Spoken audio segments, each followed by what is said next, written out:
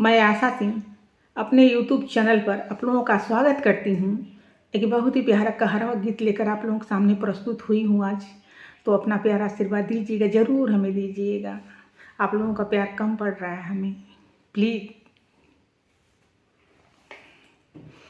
जब रेलिया गरदा उड़ावे,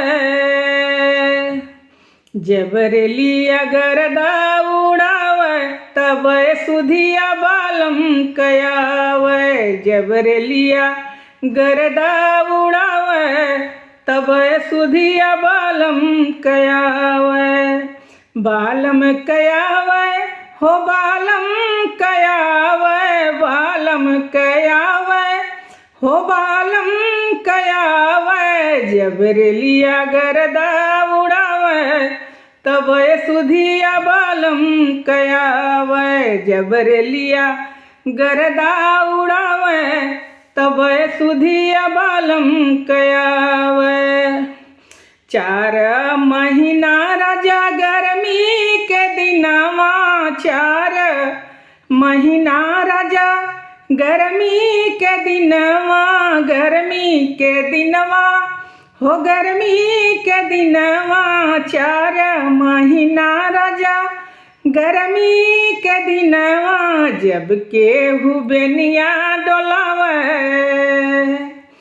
जब केहू बेनिया डोलावे, तब सुधिया बालम कयावे। जब केहू बेनिया डोलावे, तब सुधिया बालम कयावे। जब रेलिया गरदा उड़ावे, तब सुधिया बालम कयावे।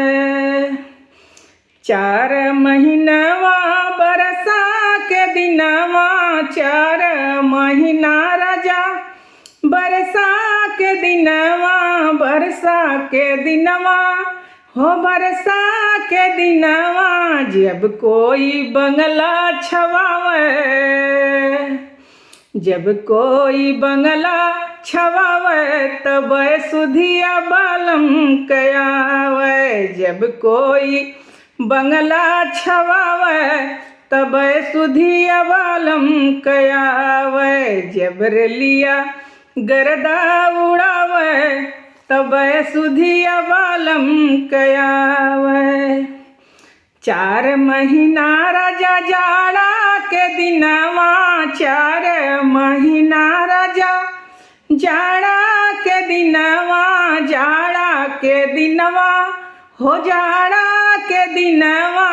जब कोई कंबल ओढ़ावे,